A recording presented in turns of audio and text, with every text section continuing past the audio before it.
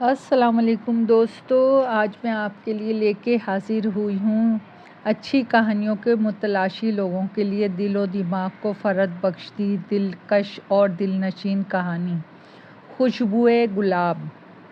پرستان کی پریوں کے بارے میں تو سب نے اکثر سنا ہوگا، لیکن کوہستان کی پریوں کے بارے میں کبھی نہیں سنا ہوگا۔ یہ کہانی ہے ایک پری کی، کوہستان کی پری، ایک جادوئی پری جو سب کچھ کر سکتی تھی، لیکن وہ نہیں کر سکتی تھی جو وہ کرنا چاہتی تھی۔ پہاڑوں کی پری، جیسے پہاڑوں سے عشق تھا، جو بہتے پانیوں کی دیوانی تھی۔ پہاڑوں کی چوٹیوں پہ وہ بادلوں کو چومنا چاہتی تھی۔ اسے پرندوں سے محبت تھی، کھلی فضا سے پیار تھا، لیکن ایک دن اچانک ایک ظالم دیو نے اسے قید کر دیا اور اسے پہاڑوں سے نفرت ہو گئی۔ وہ کمراہٹ کوہستان کا علاقہ تھا۔ وہ عمارت پہاڑی کے ایک اونچی چوٹی پہ واقع تھی۔ اس کے چاروں طرف گھنے لمبے دیو ہیکل درخت تھے جن میں وہ عمارت تقریباً چھپی ہوئی تھی۔ اس پہاڑی کی چوٹی تک جانے والا راستہ انتہائی خطرناک اور کٹھن تھا۔ پتھروں کو کاٹ کر سیڑھیاں بنائی گئی تھیں جن کا فاصلہ کہیں بہت زیادہ تھا اور کہیں بہت کم۔ ان سیڑھیوں پہ فنگس کے اگنے سے یوں معلوم ہوتا تھا جیسے ہرے رنگ کی دبیز موٹی چادر بچھ گئی ہو۔ پہاڑی کی چوٹی تک جانے والی ان سیڑھیوں کی تعداد تقریباً 160 کے قریب تھی۔ سیڑھیوں کے ایک طرف آگے درختوں کی وجہ سے اس پہاڑی تک جانا کسی حد تک آسان ہو گیا تھا۔ ارد گرد کا سارا علاقہ جنگل کا تھا۔ وہاں دور دور تک کسی ذی روح کا نام و نشان بھی نہیں تھا۔ وہاں سے آبادی تقریباً 25-30 کلومیٹر دور تھی۔ اس پہاڑی کی چوٹی سے ایک آبشار گرتا تھا جو سیڑھیوں کے ساتھ ساتھ بہتا ہوا نیچے آتا تھا۔ وہ عمارت آرمی کے قبضے میں تھی۔ پچھلے کچھ مہینوں سے اس ایریے میں مشکوک افراد کی آمد کی وجہ سے آرمی کی ایک ٹیم کو وہاں بھیجا گیا تاکہ خفیہ طور پہ ان افراد کی حرکات پر نظر رکھ سکے اور ان کی آمد کا مقصد بھی معلوم ہو۔ اس یونٹ کے انچارج میجر طلحہ بخاری تھے۔ یونٹ میں ٹوٹل 26 فوجی تھے، جن میں میجر طلحہ، کیپٹن احسن، کیپٹن ہارون اور کیپٹن یاسر کے علاوہ 22 سپاہی تھے۔ وہ لوگ شام 6 بجے وہاں پہنچے۔ اس وقت وہاں اندھیرا چھا چکا تھا۔ گھنے جنگلات کی وجہ سے سورج کی روشنی بہت کم وقت تک اس جگہ پر پڑتی تھی۔ یہی وجہ تھی کہ شام ہوتے ہی وہ عمارت اندھیرے میں چھپ جاتی تھی۔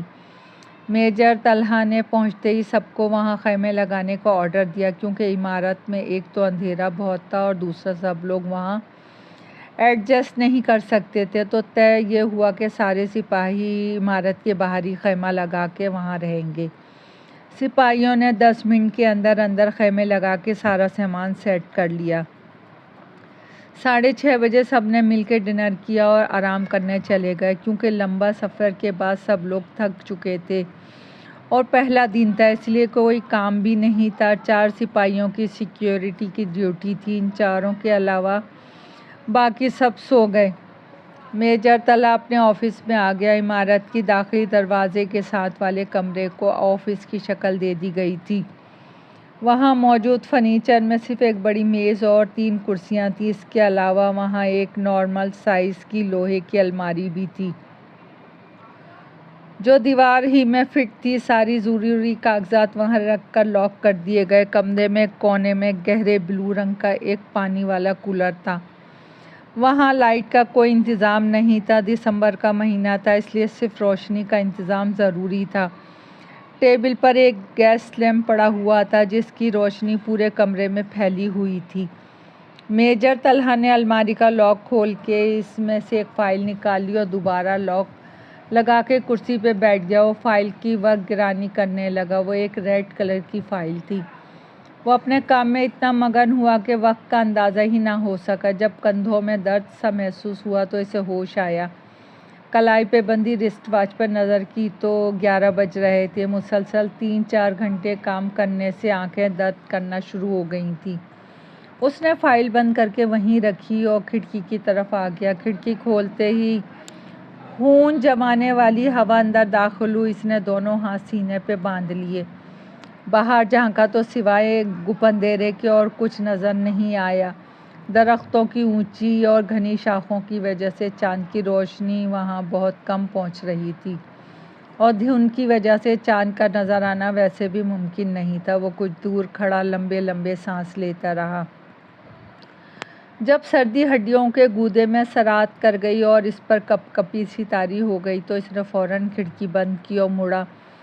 ٹیبل پہ پڑا اپنا سیل فون اٹھایا جس پر ایک بھی سگنل نہیں تھا۔ اتنی اونچی جگہ پہ سگنل ورک بھی آنا ناممکن تھا۔ اس کا ارادہ اب سونے کا تھا۔ گیس کا لیمپ آف کیا اور فون کی لائٹ جلا کے وہاں سے نکل آیا۔ اس کا رخ اپنے سونے والے کمرے کی جانب تھا۔ آتے ہوئے اس نے اس بات کا نوٹس ہی نہیں کیا کہ کچھ دیر پہلے جو وہ فائل اسٹڈی کر رہا تھا اس کا رنگ اب تبدیل ہو کے گہرا نیلا ہو چکا ہے۔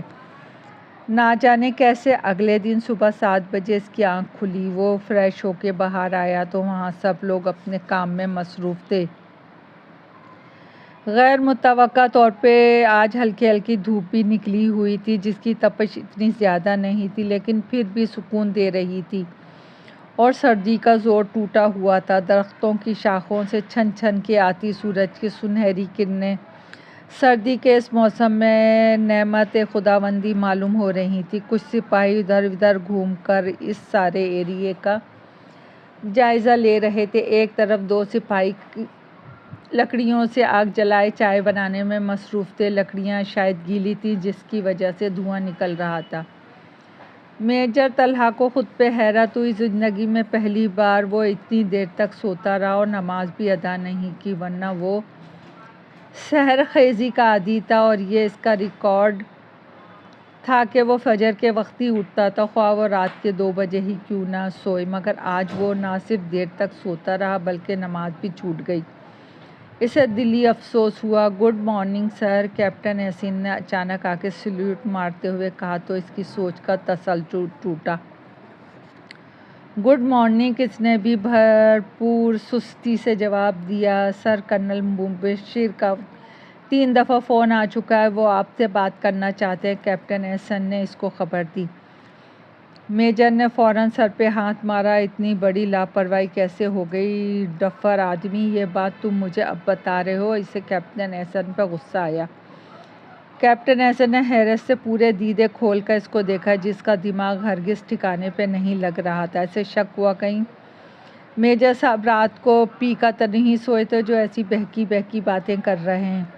سر، میں 2 دفعہ آپ کو اٹھانے گیا اور اتنی زور زور سے دروازے پٹکنے پر آپ نے دروازہ نہیں کھولا۔ اگر آپ کو میری بات پر یقین نہیں ہے تو آپ بے شک کسی اور سے پوچھ لیں، کیپٹن احسن نے اپنی صفائی پیش کرتے ہوئے کہا۔ میجر طلحہ کی حیرت میں چند گنا مزید اضافہ ہوا۔ یہ کیسے ہو سکتا ہے کہ ایک آواز دی جائے اور وہ نہ اٹھے جبکہ یہاں تو دروازہ پیٹنے کی بات ہو رہی ہے؟ او شٹ، کرنل صاحب تو میری بینڈ بجا دیں گے۔ وہ فوراً اندر کی طرف بڑھتے ہوئے بولا۔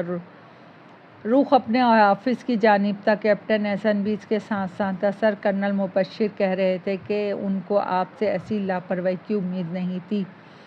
وہ تو آپ کو بہت ذمہ دار سمجھتے تھے، مگر آپ تو… کیپٹن احسن جو اس کے ساتھ چلتے ہوئے بلند آواز میں اپنے دھیان میں بول رہا تھا اس کے اچانک گھرنے پہ خاموش ہوا اور سر جھکا لیا۔ وہ اپنے آفس میں پہنچا۔ کرنل مبشر سے فوراً بات کراؤ۔ کرسی پہ بیٹھتے ہی حکم صادر کیا۔ کیپٹن احسن نے ٹیبل پہ پڑے وائرلیس کے ذریعے کرنل مبشر سے رابطہ کیا۔ سر، کرنل بشیر آن لائن ہیں۔ جیسے ہی وہ دوسری طرف سے کرنل مبشر کی آواز آئی تو اس نے فون میجر طلحہ کی طرف بڑھا دیا۔ میجر طلحہ نے فون کان سے لگاتے ہوئے کیپٹن احسن کو باہر جانے کا اشارہ کیا۔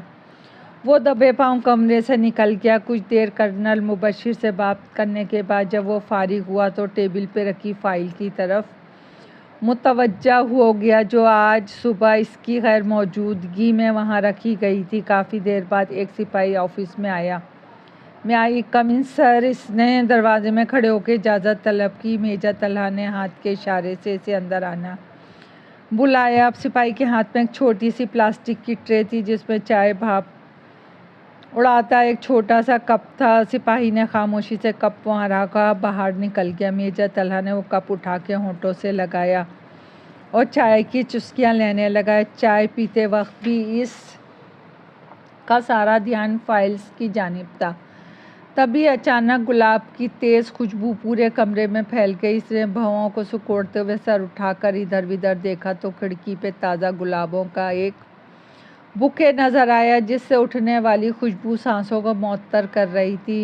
واٹ دا ہیل، یہ کہاں سے آیا ہے؟ وہ حیران ہو کے کھڑکی کی طرف آیا۔ اسے اچھے سے یاد تھا کہ جب وہ کمرے میں داخل ہوا تو وہاں کوئی بوکے نہیں تھا۔ اب اچانک سے وہاں نہ جانے کس نے رکھ دیا۔ فاروق خان! اس نے وہیں کھڑے ہو کے اونچی آواز میں فاروق خان کا نام پکارا۔ اگلے ہی لمحے ایک سپاہی بوتل کے جن کی طرح حاضر ہوا۔ یس سر، اس نے سلیوٹ مارتے ہوئے پوچھا۔ یہ بوکے یہاں کس نے رکھا؟ کون آیا تھا یہاں؟ وہ غصے سے فاروق خان کی طرف دیکھتے ہوئے بولا۔ سر، کیپٹن احسن کے علاوہ کوئی بھی یہاں نہیں آیا، اور کیپٹن احسن بھی جب آئے تھے تو ان کے ہاتھ میں صرف فائلز تھیں، کوئی بوکے نہیں تھا۔ فاروق خان نے پہلے تو حیرت سے میجر طلحہ کے ہاتھ میں موجود گلابوں کے بوکے کو دیکھا اور پھر بولا، are you kidding with me? اس کے غصے میں اضافہ ہوا۔ No sir, not at all, Farooq Khan نے لڑکھڑاتی زبان سے بمشکل کہا۔ کانٹ بلیو دس، اسے پکڑو اور ڈسٹ بین میں پھینک دو اور دوبارہ مجھے ایسی فضول حرکت دیکھنے کو نہ ملے۔ اس نے بوکے کا ہاتھ سے مڑوڑتے ہوئے دور پھینک دیا۔ ایسا کرتے ہوئے کئی بے رحم کانٹے اس کی ہتھیلی میں چبھے، مگر وہاں کسے پرواہ تھی؟ اسے گلاب کے پھولوں سے سخت چڑھتی گلاب کے خوشبو اس کی ناپسندیدہ ترین خوشبو تھی۔ فاروق خان نے زمین پہ پڑے ہوئے بوکے کو اٹھایا اور باہر نکل گیا۔ گلاب کی کئی پتیاں وہیں زمین پہ بکھری رہ گئیں۔ میجر طلحہ دوبارہ اپنے کام کی طرف متوجہ ہو چکا تھا۔ کچھ دیر بعد وہ ساری پتیاں خود بخود وہاں سے غائب ہو گئیں۔ میجر طلحہ نے اس منظر کا بالکل بھی نوٹس نہ لیا اور ہنزو اپنے کام میں مصروف رہا جو اس کے لیے ہر چیز سے زیادہ ضروری تھا۔ دوپہر کے 1 بجے کا وقت تھا۔ ہر طرف پھیلی چمکیلی دھوپ نے لوگوں میں توانائی بھر دی۔ میجر طلحہ عمارت کی پچھلی طرف، جہاں درختوں کی تعداد کچھ کم تھی، بیٹھا لیپ ٹاپ پہ کچھ کام کر رہا کہ اس کے سامنے ایک چھوٹی سی پلاسٹک کی ٹیبل پڑی ہوئی تھی جس پہ کچھ فائلز، موبائل اور ہینڈ فری رکھے تھے۔ اس میز کے اوپر ایک بڑی سی چھتری بھی پڑی ہوئی تھی۔ سورج کی کرنیں سیدھے اس کے چہرے پہ پڑ رہی تھیں۔ آنکھوں پر اس نے سن گلاسز لگائے ہوئے تھے۔ چہرے پر ہمیشہ کی طرح گہری سنجیدگی قائم تھی۔ وہ بہت سخت موڈ آفیسر تھا۔ لوگوں نے اسے بہت کم ہنستے ہوئے دیکھا تھا۔ لوگوں کے ساتھ گھلنے ملنے کی عادت بچپن ہی سے اس میں ناپید تھی۔ یہی وجہ تھی کہ وہ اپنے ساتھی آفیسر، جونیئرز اور سینئر کے ساتھ بھی نارمل رہتا تھا۔ اس کو اپنے کام سے جنون کی حد تک لگاؤ تھا۔ وہ بہت خوبصورت اور خوش شکل تھا اور لوگوں کا کہنا تھا کہ یہی وجوہات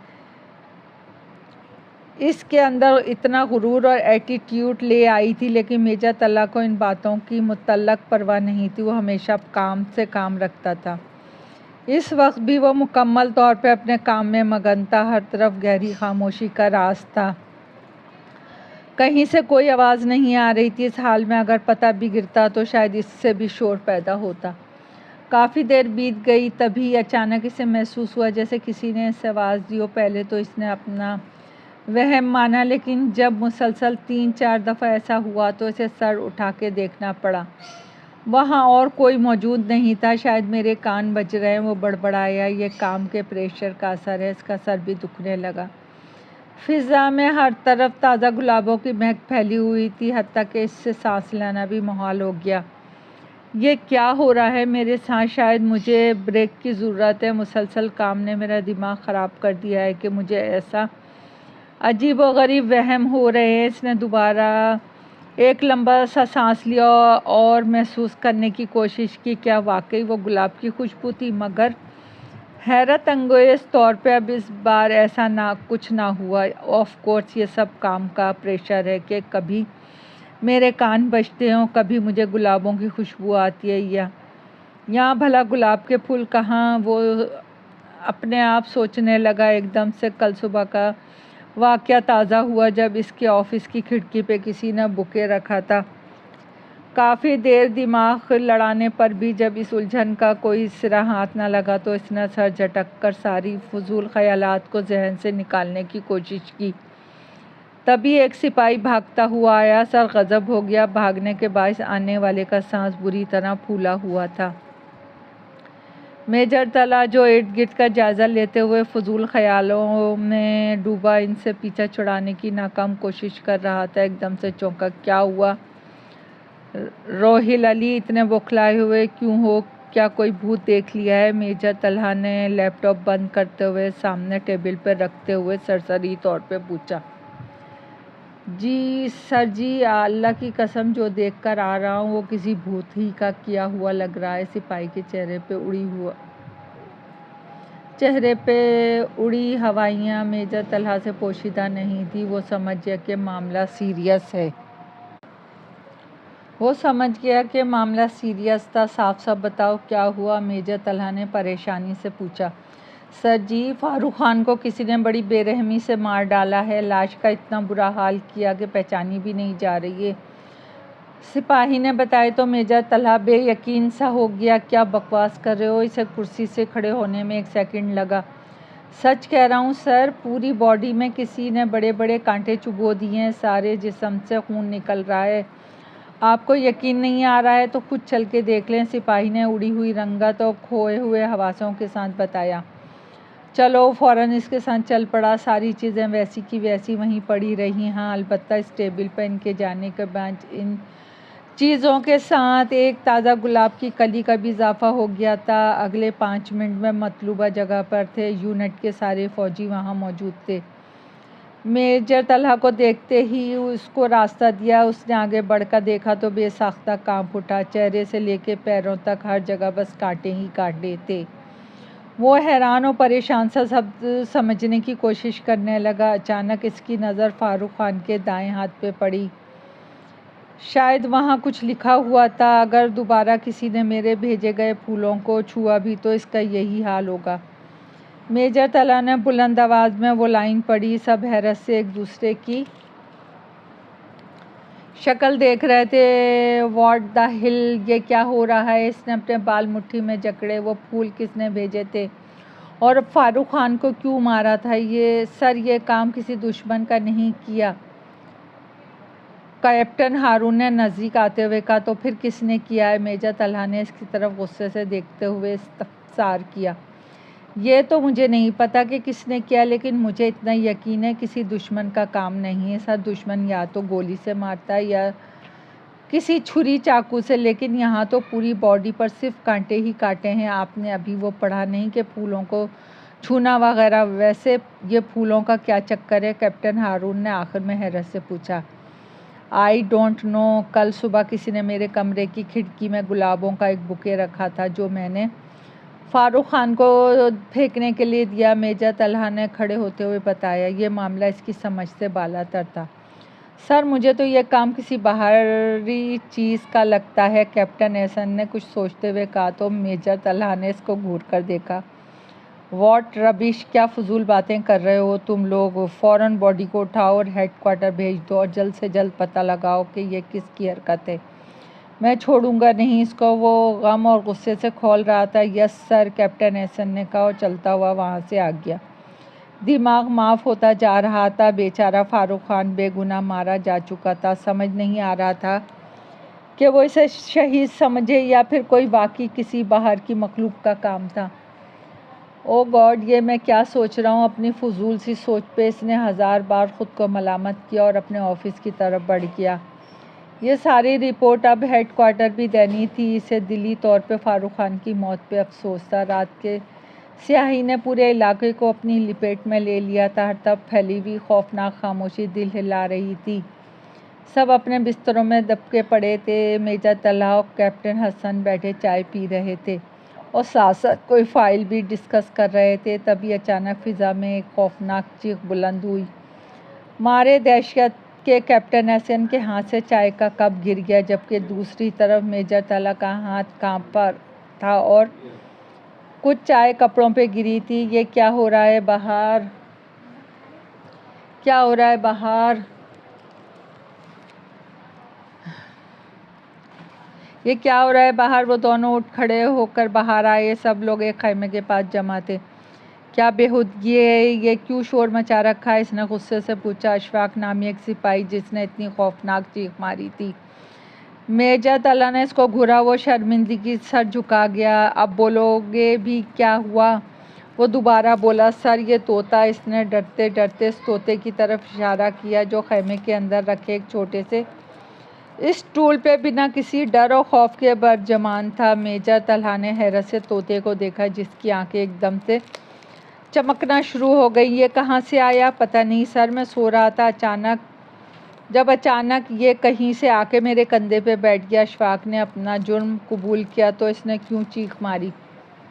تو تم اس وجہ سے چلائے تھے؟ اس کا پارا چڑھ گیا۔ پچھلے کچھ دنوں سے عجیب حرکتیں کر رہے ہو سر۔ اس کی آنکھیں اندھیرے میں چمک رہی تھیں تو میں ڈر گیا۔ اشفاق کا جواب سن کے میجر طلحہ ایک بار پھر جائزہ لینے لگا۔ وہ بہت خوبصورت تھا اور سب سے بڑی بات یہ تھی کہ وہ اتنے سارے لوگوں کی موجودگی میں بیٹھا ٹکر ٹکر سب کو دیکھ رہا تھا۔ میجر طلحہ نے آگے بڑھ کے اس کی طرف ہاتھ بڑھایا تو اچھل کے اس کی بازو پہ بیٹھ گیا، یوں جیسے وہ ایک صدیوں سے اسے جانتا ہو۔ میجر طلحہ نے اس کے سر پر پیار سے ہاتھ پھیرا۔ اسے پرندوں اور جانوروں سے بہت پیار تھا۔ اسے طوطے میں سے گلاب کی مہک محسوس ہوئی۔ پتہ نہیں یہ گلاب کی خوشبو، گلاب کا کیا ماجرا ہے۔ چلو سو جاؤ سب، اس نے سب کو جانے کا حکم دیا۔ کچھ ہی دیر میں سب اپنے اپنے ٹھکانوں پہ چلے گئے اور وہ اشفاق کی طرف مڑا۔ بیہیو لائک انسان ناٹ شیطان، اس نے انگلی اٹھا کے وارننگ دی۔ جی سر، وہ منمنایا۔ وہ اسے گھورتا ہوا اپنے کمرے میں آ گیا۔ طوطا بھی اس کے بازو پہ چڑھ کے بیٹھا ہوا تھا۔ وہ بے ساختہ مسکرا دیا۔ دوستو، کہانی ابھی جاری ہے۔ پسند آئے تو لائک اور سبسکرائب کیجیے گا۔ آپ کی دعاؤں کی طلب